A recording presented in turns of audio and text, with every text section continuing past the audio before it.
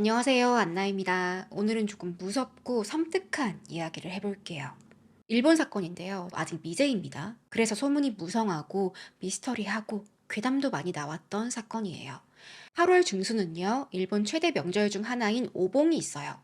우리나라의 추석처럼 가족들, 친척들 다 모여서 시간을 보내는데요. 연휴니까 평소에 길게 쉬기 힘들었던 사람들, 직장인들, 여행을 많이 떠나기도 합니다.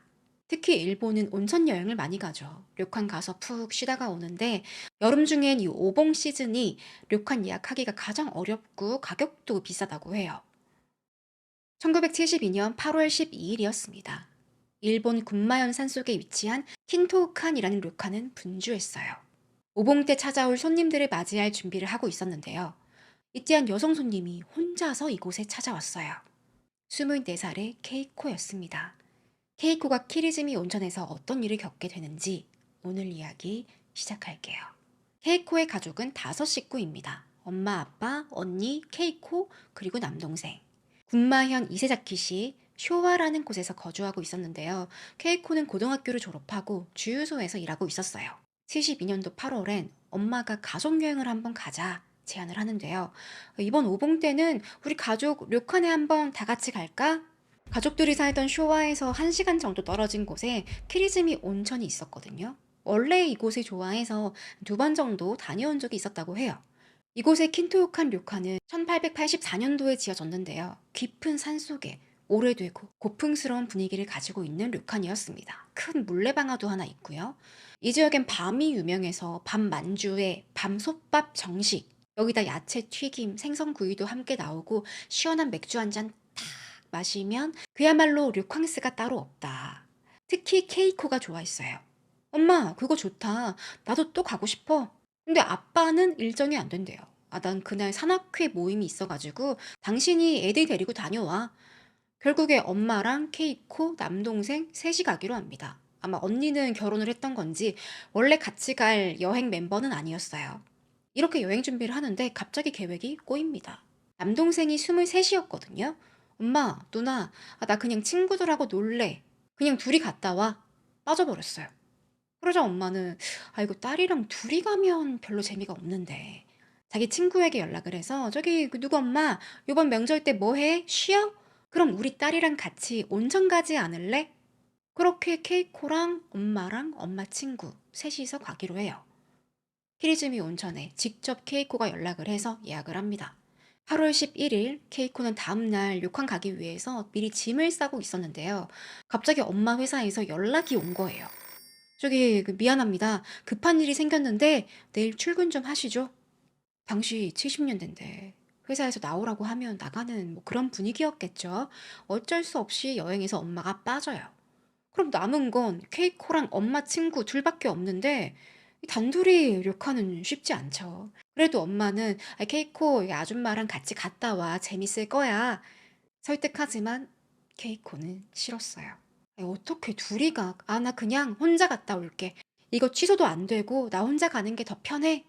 평소에 케이코가요, 성격도 조용조용하고 친구들도 원래 만나는 친구들 딱 몇 명만 알고 지내는 좀 내성적인 타입이었습니다. 잘 모르는 아줌마랑 가는 것보단 혼자 가는 게 편하겠다. 솔직히 아무리 활발하고 사교성 좋다고 해도 엄마 친구랑 단둘이 욕하는 어렵지 않나요? 그렇게 케이코는 혼자 가려고 마음을 먹었어요. 다음날 케이코는 아침 9시에 집을 나서요. 키리지미 온천으로 출발한 건데요. 이 킨토우칸 료칸에 대해서 조금 더 설명을 드리면요. 100년이 넘도록 전통 방식을 고수하고 있다. 컨셉이 속세와의 고립이라고 합니다. 그 취지로 도로도 안 만들었어요. 심지어 지금도 도로가 없어요. 비포장 도로가 하나 있긴 한데 우리 절에 들어가는 것처럼 관계자만 차를 가지고 갈 수 있고 방문객은 무조건 저 산 아래에 주차장에 차를 대고 걸어서 산길을 한 30분 정도 올라간다고 합니다. 송영버스도 있긴 한데 마찬가지예요. 주차장까지만 딱 태워주고 자 이제부터 걸어 올라가시면 됩니다. 료칸에선 전화도 안 터지고 이렇게 한번 찾아가기도 어려운 료칸인데 그래도 사람들이 가는 데는 다 이유가 있겠죠. 30분 정도 열심히 걸어서 올라가면 주인장이 직접 손님들을 반겨주는데요. 리뷰를 보면 다들 밥 먹고 맥주 마시고 이 주인장이 알려주는 이야기를 들을 때 가장 재밌고 힐링이 된다라고 합니다. 이런 맛의 손님들이 찾는 거겠죠. 1972년 8월 12일 토요일이었어요. 케이코 아빠가 딸을 이세사키역까지 태워다 줍니다. 용돈 또한 만엔 주면서 혼자 보내서 미안해. 딸 재밌게 놀고 와. 작별 인사를 하고 케이코는 기차에 올랐어요. 세 번의 환승을 거쳐서 케이코는 12시쯤에 요코카와 역에 도착을 합니다. 여기가 키리즈미 온천이랑 가장 가까운 기차역이었거든요. 이곳에서 료칸을 오가는 송영버스, 당시 산길을 다니는 작은 버스여서 마이크로버스라고 불렸습니다. 케이코는 마이크로버스 기다리는데 한참을 기다려도 안 오는 거예요. 거의 30분이 넘게 기다렸어요. 이 모습을 지켜보던 역무원이 저기 아가씨 나 지금 퇴근해야 하는데 버스 기다리는 거예요? 내가 온천 출장소까지 태워다 줄게. 역 근처에 한 3km 떨어진 거리에 키리즈미 온천의 출장소가 있었거든요. 온천이 너무 산속에 있고 전화도 안 터지고 차 타고 역에서 한 13km 거리에 있어요. 그래서 온천에 있는 료칸들이 작은 사무실을 하나 역 근처에 만든 거예요. 직원이 한 명 상주하는데 손님들 예약 전화도 받고 길도 안내해주고 또 마이크로버스 스케줄도 관리하고 기사님들은 여기 잠시 들러서 물도 마시고 화장실도 가고 쉬는 공간입니다. 역무원은 케이코를 출장소까지 태워다 주면 그 이후엔 알아서 가겠지 제안을 한 거죠. 케이코는 감사합니다 하고 차에 탔어요. 무사히 출장소에 도착을 합니다. 여긴 여성 직원 한 명이 혼자 근무하고 있었거든요. 케이코가 다음 마이크로버스 언제 와요? 물어보니까 2시 10분에 와요. 케이코는 에? 지금 1시도 안 됐는데 1시간 넘게 기다리라고요? 그럼 저 혼자서 걸어갈게요. 여기서 료칸까지 얼마나 걸려요? 직원은 단칼에 대답하는데요. 걸어간다고요? 이 여름에 서너 시간은 넘게 걸려요. 직원은 케이코가 좀 이상해 보였대요. 일단 옷차림부터가 민소매 블라우스에 화이트 미니스커트를 입고 있었고요. 신발도 하이힐을 신고 온 거예요. 저 사람 우리 료칸에 처음 왔나? 기본 30분은 걸어 올라가는데 웬 미니스커트에 하이힐을 신고 왔지? 거기다 지금 8월 중순이에요. 한여름인데. 저 신발을 신고 산속을 걸어 올라가겠다고? 이 발상 자체가 좀 이상해 보이는 거예요. 그래서 처음 온 손님인 줄 알았대요. 걸어 올라가는 거 몰랐던 거 아닌가? 아유, 아가씨, 그 신발로 어디 간다고. 좀 있으면 버스 오니까 기다렸다가 버스 타고 가요. 케이코는 끝까지 고집을 부려요. 마침 바로 옆집이 신발 가게였대요. 잡화점. 거기 가서 흰색 운동화 한 켤레를 삽니다. 아빠가 준 용돈으로. 진짜 그 신발로 갈아 신고 걸어갈 기세였어요. 이 모습을 보던 직원이랑 같이 옆에서 버스 기다리던 어떤 할머니도 아유, 저 그러다 사고 나요. 그냥 조금 더 기다리면 되겠구만. 계속 설득해서 결국엔 케이코가 버스를 타고 갑니다. 오후 2시가 조금 넘어서 마이크로버스에 올랐어요. 출장소 직원은 저 아가씨 좀 이상하네. 케이코가 탄 버스는 꼬부랑 산길을 타고 천천히 깊은 산속으로 들어갑니다. 얼마 뒤 주차장에 내린 케이코는 키리즈미 온천 킨토우칸으로 30분 정도 걸어 올라가요. 한 1km 떨어진 거리였어요. 오후 3시경에 우여곡절 끝에 체크인을 하고요. 예쁘게 유카타 갈아입고 그녀가 예약한 28번 방으로 갑니다.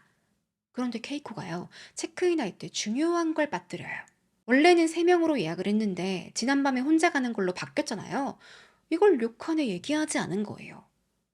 분명 전화해서 얘기할 수도 있고 아님 출장소 직원 만났을 때 말할 수도 있는데 전혀 언지가 없었어요. 료칸에서는 케이코 혼자 왔고 나중에 2명이 더 오나 보다. 심지어 저녁 식사 때까지 말이 없어가지고 3인분 식사가 나온 거예요. 케이코는 저 혼자 왔는데요? 사장님이 그때 알았대요. 물론 뭐 요금이 그대로라서 얘기 안 했을 수도 있긴 한데 그래도 료칸에서 3인분이나 식사를 준비하는데 보통은 체크인할 때 저녁은 몇 시에 드실 건가요? 막 이런 거 물어본단 말이에요. 주인장은 조금 이상했지만 혼자서 정신 없이 오느라 깜빡했나 보다 생각합니다. 케이코는 혼자서 가이세키 정식 맛있게 먹고 온천도 즐기고 편하게 쉬었어요. 직원들 말에 따르면 케이코가 밥 먹고 온천하고 그럴 때 말고는 방에서 거의 나오지 않았다고 합니다. 그냥 혼자서 조용히 시간을 보낸 것 같아요. 그리고 다음 날이 되었어요. 8월 13일 일요일 아침이 됩니다. 케이코는 8시쯤 아침 식사를 마쳤고요. 10시에 체크아웃을 하는데 주인장이 손님 마이크로버스 필요하죠? 몇 시까지 오면 될까요? 아니요. 저 걸어갈 거예요. 산책 좀 하려고요. 케이코가 또 걸어가겠대요. 주인장은 바로 말렸어요. 아유, 여기 산길 위험해요. 조금 걸어가다가 더워서 쓰러져요. 그냥 버스 타고 가요. 그렇지만 케이코는 한사코 거절합니다. 어제랑 복장도 똑같이 블라우스에 미니스커트 입고 신발은 새로 산 운동화를 신고 어제 올라왔던 그 길을 쭉 따라서 그대로 주차장까지 내려가요. 여기서 또 산 아래로 안나카시 방향으로 쭉 내려가는데 당시 산에서 케이코를 목격한 가족이 있었어요. 지난밤에 케이코랑 같은 날 료칸에서 하루 보내고 차 타고서 산을 내려가고 있었거든요. 차에는 부부랑 자식들도 있었어요. 이들이 운전해서 가는데 오후 2시쯤에 웬 젊은 여성이 여기 길도 험한데 위험하게 걸어가고 있는 거예요. 여긴 등산로, 인도 당연히 없고요. 차도 겨우겨우 한 대 지나갈 수 있는 커브도 심하고 여길 여자 혼자 걸어가니까 저러다 차에 치이는 거 아니야? 저기 이 보세요. 당시 52세였던 남성 운전자가 말을 걸었어요. 아유, 이 여름에 너무 더워요. 제가 역까지 태워줄게요. 케이코는 아니에요. 저 혼자 걸어갈 수 있어요. 가족은 뭐 어떡해요. 안 타겠다는데. 그렇게 떠납니다. 그런데 케이코가요. 분명 10시에 출발을 했어요. 료칸에서. 오후 2시면 이미 4시간이나 걸은 거 아니에요. 그런데 아직 산속에 있다고? 나중에 경찰이 조사를 하는데요.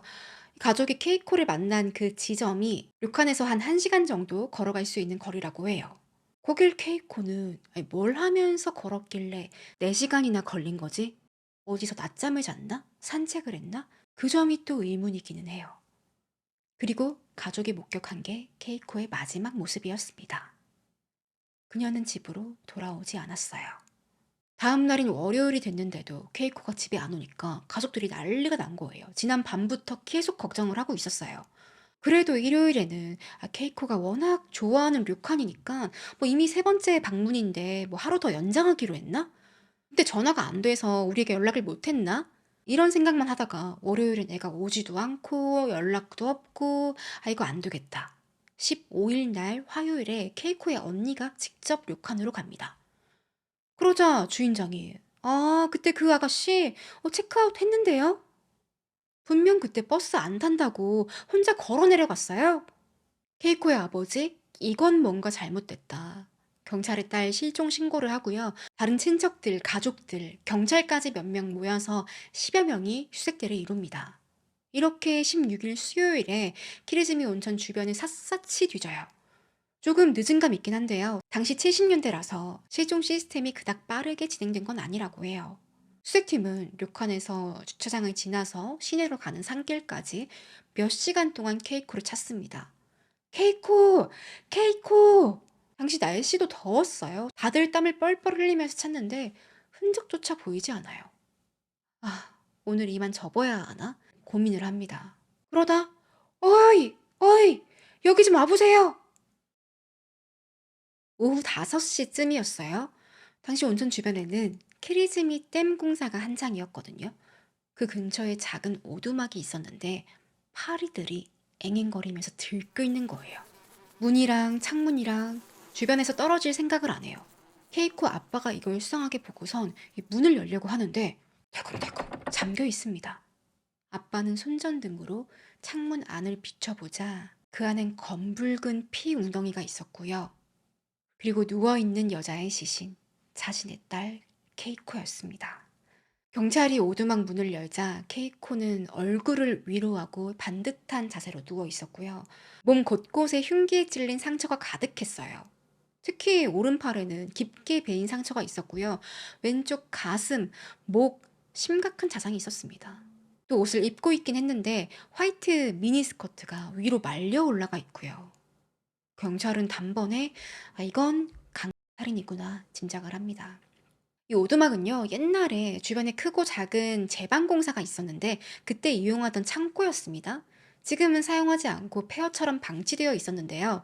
가끔 키리즈미댐 공사 근로자들이 쉬거나 잡동사니 보관하거나 그럴 때 잠시 썼다고 해요. 공사장 인부들은 한 200명 정도가 됐어요. 또 오두막은 네모 반듯한 구조에 반을 딱 갈라서 방 한 개, 두 개 나눠져 있고요. 혈흔을 봤을 때는 출입문이 있는 방에서 케이코가 살해됐고 범인이 시신을 끌고서 옆방으로 옮긴 것처럼 보였습니다. 아마도 누가 문을 살짝 열었을 때 시신이 안 보이게 하려고 했던 거겠죠. 그렇지만 창문으로는 보였어요. 이걸 보면 상당히 치밀한 살인마는 아닌 것 같아요. 케이코의 시신은 군마대학교 병원으로 이송이 되고요. 부검 결과 13일 저녁에 료칸 체크아웃했던 그날 저녁에 살해된 것으로 보였습니다. 아마도 누군가 해가 질 무렵에 케이코 혼자 걸어가는 걸 보고선 저기요, 태워줄게요. 제안을 했는데 미친놈이었던 거죠. 케이코의 시신은 흉기를 너무 세게 맞아서 갈비뼈가 3개나 부러져 있었고요. 크고 작은 자상이 무려 23개나 있었어요. 너무 안타까운 게 대부분 방어흔이었습니다. 범인이 칼을 들고 막 위협을 하니까 케이코가 맨손으로 막 칼을 잡은 흔적도 있었어요. 등 뒤에도 자상이 있는데 이건 도망가다가 뒤에서 공격을 한 것이다. 전문가들은 범인이 칼을 2개 사용했는데 하나는 아웃도어용 나이프, 한 10cm짜리, 다른 하나는 고기 절단용 칼이었습니다. 누군지 모르지만 어떤 미친놈이 평소에 칼을 들고 다니다가 혼자 걸어가는 여성을 보고 무자비하게 공격을 한 거예요. 오두막 앞에는 타이어 자국이 하나 있었는데요. 승용차 타이어 자국. 만들어진 지 얼마 안 된 걸로 봐서는 범인의 것으로 보인다. 그렇지만 이것 외에 단서가 없어도 너무 없었습니다. 당시 72년도에요. DNA 매칭 기술이 없었어요. 또 오두막 벽이랑 바닥에 여기저기 손자국이 발견되는데요. 피 묻은 손자국이었어요. 근데 범인이 면장갑을 끼고서 만진 건지 지문이 하나도 안 나왔어요. 여기에 발자국도 몇 개 있긴 한데 타비 슈즈라고 해서 이 발가락이 갈라져 있는 신발이 있어요. 이걸 공사 인부들이 많이 신었다고 합니다. 근처에 댐 공사장 직원들도 신고 있었고. 그래서 이게 범인의 발자국인지 오두막을 이용하는 인부들 발자국인지 범인이 인부들 중에 있는지 확인이 어려웠어요. 그렇지만 현장에서 중요한 단서들이 발견되기도 해요. 바로 케이코의 소지품들. 이제 유류품이 되었겠죠.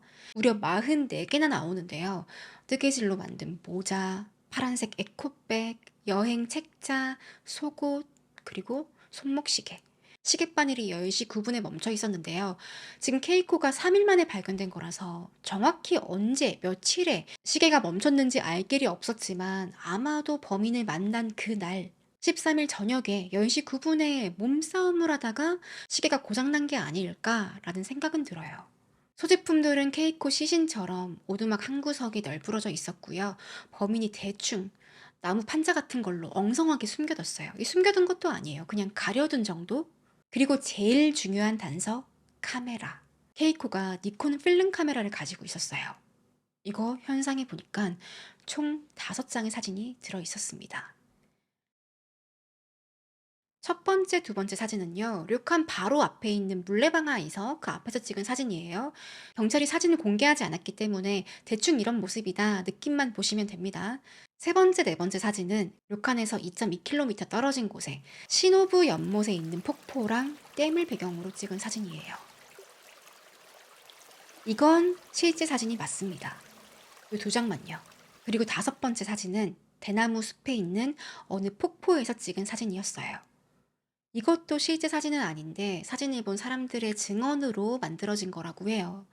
당연히 시간 순서대로 찍혔고요. 동선도 케이코가 료칸에서 점점 아래로, 산 아래로 내려오면서 찍은 사진들이었습니다. 그럼 여기서 왜 세 번째, 네 번째 사진만 공개되었을까요? 이 사진들 보면 공통점이 뭐 같아요? 누가 찍어줬다. 아님 삼각대를 썼거나. 하지만 케이코의 소지품 중에 삼각대는 없었거든요. 그럼 누가 사진을 찍어줬다는 건데 누가 찍어준 걸까? 알고 보니 료칸 바로 앞에서 찍힌 첫 번째, 두 번째 사진은요. 료칸 직원이 찍어줬어요. 21살 알바생이었어요. 세 번째부터는 직원도 모른대요. 저는 료칸 앞에서만 찍어줬고요. 그 뒤엔 저도 몰라요.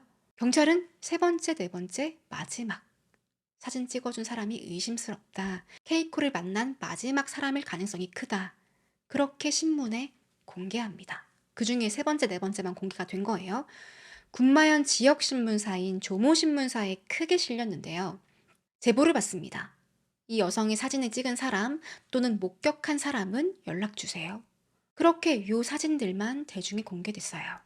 동시에 이 엽기적인 살인 사건에 200명이 넘는 경찰과 기동대가 투입되고요. 료칸 근처 모두 수색을 하고 혹시나 흉기가 강에 있지 않을까? 그 강 물속까지 샅샅이 뒤져봐요.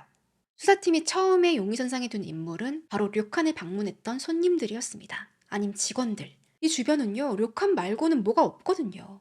당시 케이코가 묵었던 그날 료칸에 방문했던 손님들은 총 260여 명이었어요. 손님들, 직원들 다 해서.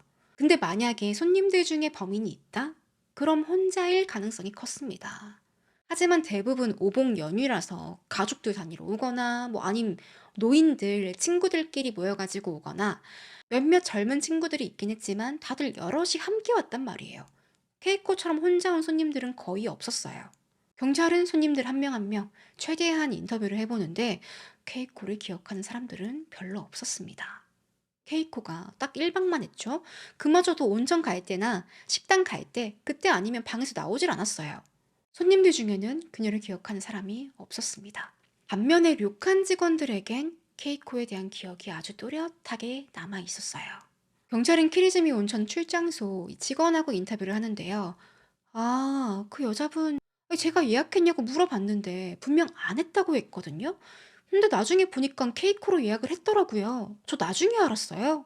그때 전 처음 온 손님인 줄 알고 손님, 우리 료카는요 걸어서 30분 정도 올라가야 하는데 알고 계세요? 그 안내했더니 그분이 깜짝 놀라면서 어떡하지? 저 하일 신었는데 그럼 신발 하나 사서 그냥 여기서부터 걸어갈까? 운동화를 사게 된 계기가 직원의 안내 때문이었습니다. 분명 케이코는 여기 세 번째 오는 거였는데 전에 왔을 때도 산길을 걸어 올라갔을 거 아니에요. 또 예약했다는 사실도 말하지 않았죠. 자기 이름도 말하지 않았어요. 이 점은 가족들이 봤을 때도 상당히 수상했습니다. 정말 이 료칸에 내 딸 케이코가 왔던 게 맞나 싶을 정도로. 참고로 케이코의 성격은요, 극아이였다고 해요. 또래에 비해서 친구들도 별로 없고 모르는 사람들이 말만 걸어도 막 기빨려 가지고 대꾸도 안 하고 이런 게 좀 과했습니다. 그래서 한편으로는 케이코가 료칸 직원이랑 대화하는 게 조금 불편했나? 힘들었나? 가족들은 그런 생각도 했는데요. 뭐 그럴 수 있죠. 사람마다 성향이 다르기 때문에. 뭐 이게 엄청 이상한 것도 아니고 평소랑 행동이 좀 다르다고 해서 살인의 이유가 되는 것도 아닙니다. 다만 지금까지 케이코의 이런 행동이 가족들이 생각했을 때 좀 미스터리하다 이런 부분으로 남아 있어요. 이러는 동안 8월 19일 사건 엿새 만에 제보 전화가 왔어요. 케이코 사진을 실었던 조모 신문사로. 22살 남성, 이름은 요시오 이시다입니다. 자기가 도쿄 세카가야구 출신이라면서 친절하게 집 주소까지 알려줘요. 내 신원이 확실합니다. 얘기한 거죠. 요시오는 기자님, 그 신문에 실린 케이코 사진 있죠? 그거 제가 찍어준 건데요. 요시오는요, 8월 13일에 케이코가 실종되고 사망한 날 근처에서 낚시를 하고 있었대요. 히리즈미 온천 주차장에 차를 대고 시부노 연못 근처에서 친구랑 둘이 낚시를 이렇게 하고 있는데, 저기요, 사진 좀 찍어줄 수 있나요? 케이코가 다가와서 물어봅니다. 근데 요시오는 제가 이거 카메라 잘 다룰 줄 모르는데요. 제가 찍을 줄 몰라요. 사진기요. 여기 셔터만 누르면 돼요. 되게 간단해요. 그렇게 요시오는 찰칵찰칵 두 장의 사진을 찍어줬어요. 감사합니다. 이후에 케이코는 사라졌고 잊고 있었는데 다 끝난 일인데 갑자기 그 사진이 신문에 뜬 거예요. 저거 내가 찍어준 건데? 기자는 들어보니 뭐 거짓말하는 것 같진 않고 목격자 맞는 것 같네? 더 자세히 물어보려고 합니다. 그 순간 요시오가 저기 잠깐만요. 제가 지금 전화를 끊어야 되거든요. 더 말씀드리기 어렵고요. 제가 내일 경찰에 직접 신고할게요. 그러고 전화를 뚝 끊었는데 그 뒤론 소식이 없어요. 신문사에도 연락이 없고 경찰에도 연락 없고 경찰은 요시오가 뭐 이름, 직장, 집 주소까지 알려줬다고 하니까 우리가 직접 조사하면 되겠네?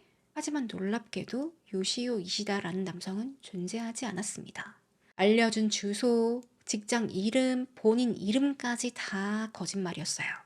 그럼 도대체 전화를 건 사람은 누굴까? 왜 이런 전화를 했을까? 단순한 장난 전화일까요? 아님 정말 사진을 찍어준 걸까요? 만약에 진짜 찍었다면 왜 거짓말로 본인 정보를 남겼을까? 뭐가 두려워서? 특히 마지막에 찍힌 사진, 여긴 콘도폭포라는 곳입니다. 이 사진은요, 케이코가 살해되기 직전에 찍혔을 가능성이 매우 높다고 봤어요. 따라서 사진을 찍어준 사람이 중요한 정보를 알고 있거나 아님 케이코를 살해했거나. 또 요시오는 자기가 도쿄 출신이고 도쿄에 집이 있다라고 말을 하는데, 아니 이 사진을 건 신문사는요, 조모 신문사, 지역 신문사였습니다. 도쿄에서 이 지역 신문을 볼 일이 뭐가 있을까? 경찰은 용의자를 특정할 수 없었기 때문에 크게 5개 그룹으로 나눴어요. 첫 번째는 료칸 투숙객들과 직원들, 두 번째는 근처 댐 공사 현장에서 일하던 인부들, 세 번째는 등산객들, 네 번째는 산림관리원, 마지막은 낚시꾼들. 료칸 손님이랑 직원들은 제가 앞서 설명을 드렸죠. 용의선상에 둘만한 자들은 없었다. 다음, 댐에서 일하던 근로자들을 한번 볼게요. 당시 여기엔 200명이 넘는 인부들이 있었다고 합니다. 경찰은 이 사람들 다 조사해보자 준비를 하는데요. 이 시기가 오복 연휴 때 아니에요. 다들 고향 간다고 키리즈미를 떠나 있었고요. 남성 직원 딱 2명만 당직을 서고 있었어요. 근데 둘 다 알리바이가 있어. 둘의 와이프들이 남편 고생한다고 키리즈미에 와서 다 같이 밥을 먹고 함께 숙소로 갑니다. 그렇게 둘 다 용의선상에서 빠르게 제외됐어요. 다음으론 등산객들. 드물지만 그래도 산이니까 여기서 하이킹하는 사람들이 있지 않을까? 하지만 이 근처는요, 등산 코스는 물론이고 그 비슷한 길조차 없었어요. 만약에 여길 걸어 다닌다? 그럼 케이코처럼 어디 료칸 손님일 것이다. 그리고 외지인이라면 오두막의 존재를 모를 것이다 판단합니다. 네 번째, 산림관리원. 여기도 인부들하고 비슷해요. 직원들 대부분 고향으로 간 상태였고 몇 명만 남아 있었는데요. 이들의 차량 타이어랑 오두막 앞에서 나온 타이어 자국 2개 비교해 보지만 일치하지 않았습니다. 그럼 마지막, 낚시꾼들. 실제 이곳은 키리즈미 강을 따라서 낚시꾼들이 많이 찾는 곳이에요. 마침 그 옆에는 케이코의 시신이 발견된 오두막이 있었고, 특히 낚시꾼들에게 인기 있는 스팟이 키리즈미 댐 근처라고 하는데요. 여기 가려면 무조건 오두막을 지나서 가야 해요. 그래서 이 댐에 자주 오는 낚시꾼이다. 절대 오두막을 모를 수 없다고 합니다. 바로 오두막 앞에 있는 길을 따라가야 되거든요. 게다가 흉기로 추정되는 아웃도어용 칼, 또 정육점에서 쓸 법한 큰 칼도 있었단 말이에요. 2개가 흉기로 추정이 돼요. 낚시꾼들이라면 둘 다 가지고 다닐 수 있지 않을까. 물고기도 썰어야 하고, 낚싯줄도 잘라야 하고, 또 앞서 말씀드린 것 중에 현장에서 타비 슈즈 발자국이 나왔다. 낚시꾼들 중에서 이 신발을 신는 사람들이 많다고 합니다. 그리고 조모신문사에 연락했던 가짜 목격자 요시오 이시다도 정체불명이긴 했지만 분명 자기가 낚시꾼이라고 말했단 말이에요. 이게 우연일까? 물론 뭐 이름이나 주소 다 뭐 구라이긴 한데 낚시꾼일 수는 있잖아. 뭔가 봤을 수도 있고. 경찰의 판단은요. 범인이 이곳에서 납치를 하다가 우연히 케이코를 만난 거예요. 케이코가 사진 찍어달라 부탁을 했고 범인은 케이코를 자신의 차로 유인해서 납치하고 평소에 잘 알고 있던 오두막으로 데려갑니다. 성범죄를 목적으로. 이후에 케이코가 격렬히 저항하자 결국엔 살해한 거예요. 또 전문적인 살인범은 아닐 거라고 해요. 왜냐면 시신을 유기하지도 않았고 케이코 소지품도 그대로 두고 갔는데 그렇게 치밀하거나 똑똑한 살인마는 아닐 것이다. 하지만 경찰에겐 단서가 너무 부족했어요. 쓸만한 지문도 없었지, DNA도 없지, 신빙성 있는 제보도 없어요. 낚시꾼이라는 것도 그냥 추정일 뿐이고 이후에 경찰은 인근에 거주하는 전과자들까지 수백 명을 더 조사하지만 성과가 없었습니다. 이렇게 사건은 미제로 남게 됐어요. 그러다 1975년 사건 발생한 지 3년이 지났어요. 타카사키시에서 살인사건이 벌어지는데요. 키요시 마츠이라는 남성이 20대 여성을 칼로 살해합니다. 주방용 칼로. 이 범죄가 발생한 곳이요. 키리즈미 온천에 있는 안나카시 바로 옆 동네였어요. 키요시는 이 사건으로 고작 10년형 받고 수감생활 다 하고 나옵니다. 나중에 사회생활 하다가 1994년도에 또 살인을 저질러요. 자기 만나고 있던 여자랑 결혼을 하려고 했는데 여자 집에서 반대를 한 거예요. 너 살인 전과자 아니냐? 안 된다. 여기에 앙심을 품고 그 집에 망치를 들고 찾아가서 여자친구랑 여자친구 엄마 아빠 셋을 무참히 공격하고요. 잔인하게 살해했습니다. 심지어 이 집엔 함께 살고 있던 아이들도 있었는데 다 공격을 한 거예요. 다행히 아이들이 목숨을 건지긴 했는데 뭐 그냥 한순간에 이 집안이 무너진 거죠. 결국 키요시는 사형 선고받고 2017년도에 사형이 집행됩니다. 지금은 이제 이 세상 사람이 아니에요. 그런데 이 두 번째 범죄도요. 안나카시. 바로 케이코가 살해된 히리즈미 온천과 댐이 있는 곳입니다. 그리고 키요시 나이가요. 케이코 살해됐을 때 24살이었어요. 케이코랑 동갑이었거든요. 그 당시 취미가 낚시였다. 특히 키리즈미강 근처에는 자주 왔다 갔다 했대요. 그래서 경찰들이 키요시 두 번째 사건 터졌을 때 혹시 그가 케이코를 살해하지 않았을까 염두하지만 이미 공소시효가 지났을 때였어요. 당시에만 해도 일본의 살인 공소시효가 15년이었거든요. 따라서 케이코 사건은 1987년 8월에 미제로 종결됩니다. 참고로 키요시가요, 사형 선고 받기 전에 법정에서 뭐라고 했냐면, 날 거부한 사람은 절대 용서할 수 없어. 섬뜩하죠. 그래서 지금까지도 여러 가지 추측이 있지만, 그 중에 하나가 키요시가 그날 케이코에게 뭔가를 제안했지만 거절당했고 분노한 나머지 살해한 것 아니냐라는 추정이 있어요. 하지만 모르는 일입니다. 어디선가 살인마가 뭐 아무렇지도 않게 지금 일본 사회에 돌아다니고 있을지. 결론적으로는 케이코 사건에 무려 8천 명이 넘는 인력이 투입됐지만 단 한 명도 체포되지 않았고요. 이후에 새로운 증거도 나오지 않았고 사건이 종결됐어요. 대신 신문에 실렸던 의문의 사진들 때문에 많은 사람들이 관심을 가지긴 했어요. 아무래도 피해자의 마지막 모습이니까 또 살인마가 찍었다고 생각하면 되게 섬뜩하죠. 사진 언급한 김에 하나 보여드릴 게 있는데요. 혹시 무서운 거 너무너무 싫어한다 하시는 분들은 여기까지만 보시면 됩니다. 제가 보여드릴 사진이 좀 무서운데 막 깜짝 놀라는 건 아니에요. 그냥 이슈가 조금 많이 된 사진이에요. 당시 사건 현장인 오두막 내부 사진들이 조금 남아있거든요. 경찰들이 증거 때문에 찍어둔 거겠죠. 그 중에 총 3장이 언론에 공개됐는데요. 2장은 그냥 경찰들이 자기들끼리 모여서 이야기하고 증거 수집하고 그런 모습처럼 보여요. 그러다 추가로 1장이 더 공개되는데 이 사진입니다.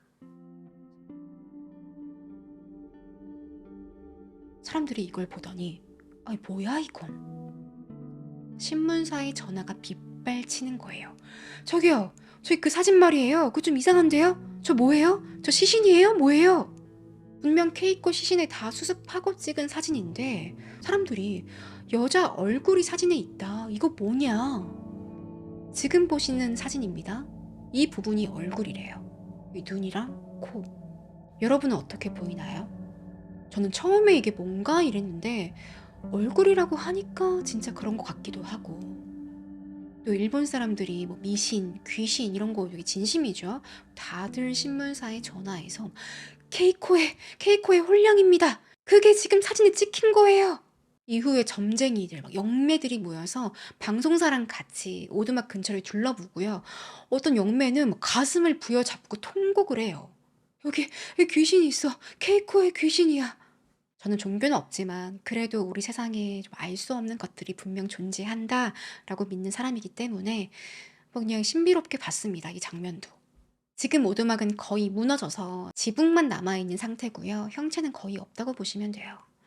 결국 사건은 여전히 미제로 남아있고요. 케이코가 24살에 어린 나이에 가족들과 다 같이 즐거운 시간을 보내야 하는 명절에 이런 일을 당해서 더 안타깝고요. 또 우리도 찝찝하고 답답한데 가족들은 오죽했겠어요. 아무것도 모르고 50년이 넘는 세월을 보낸다는 게 참 많이 어려웠을 것 같습니다. 그녀의 마지막 사진들이 범인을 찾는 데 단서를 줬다면 얼마나 좋았을까 아쉬움도 많이 남습니다. 오늘 사건은 여기까지고요. 저는 다음 시간에 뵐게요.